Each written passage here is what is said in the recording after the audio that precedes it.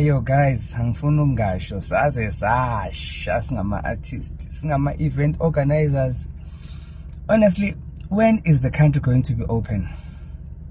Because us as event organizers, we are only limited to hosting 2,000 people.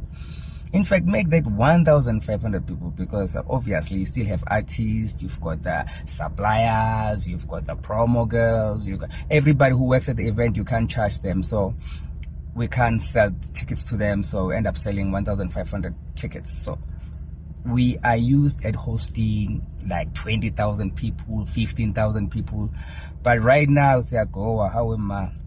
So Mr. President, Rams, Baba, me and you used to get along.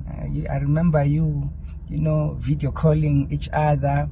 So I think you will be able to, you know, remember me. Please do something. We are dying of hunger. Soon.